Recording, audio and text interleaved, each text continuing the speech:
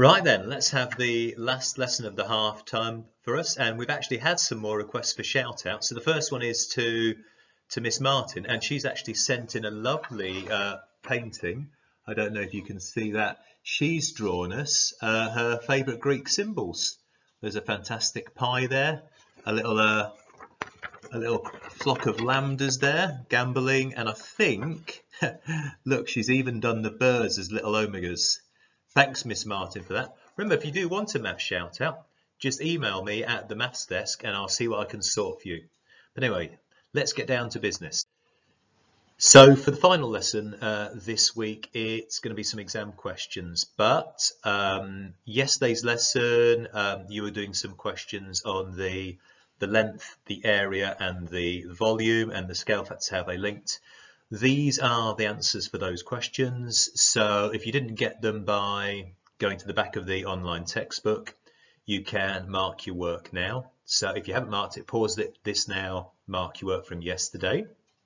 Okay, if you did mark it, I'm just going to show you the exam questions. At each point we get to a different page of them, pause the video, work your way through them, and you'll find the answers are at the end. Okay, it should be a really nice way to wrap up the week and to check whether you've understood these topics. So without further ado, these are the first two exam questions.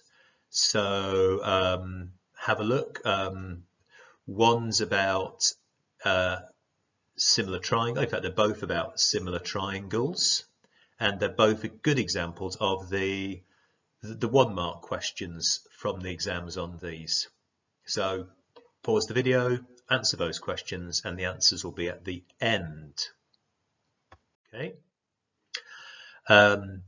This is a nice pair of examples, both still with similar triangles.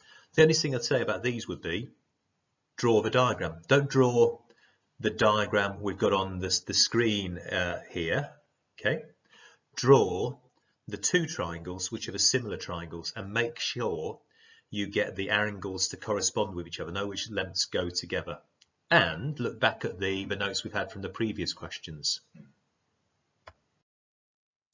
We've got another one about similarity on the left, and again draw the 2 triangles which are similar and decide which angles match up before you do it. Okay. We've got, and also, just be careful, look which sides they've given you. Question 6 is a good one. Before we did the similar triangles, so well before we did length, area, and volume, we looked at congruency, and there were four sets of conditions for congruency. Could you explain, for 4 marks, which condition it is by explaining which 3 things match? Question 7 is an absolutely classic proving congruency. So proving congruency, not just saying it's congruent because they're exactly the same. Why do we know they're exactly the same? And then probably coming towards the end of them now, if you look at question 8, it's a good one that connects volumes and lengths. So you can look back directly at the last lesson's notes for those. Oh, and if you marked them yesterday and you got them right, you should be okay there. Perhaps you did draw that little cycle of how we work with scale factors.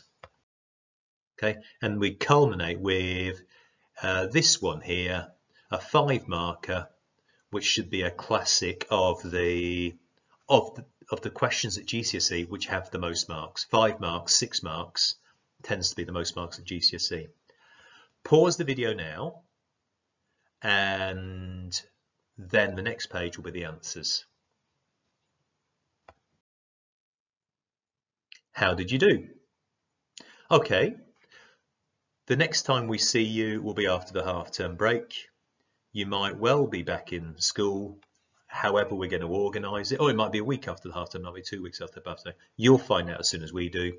Anyway, looking forward to seeing you, even if I've forgotten what all my class look like. Take care, stay safe,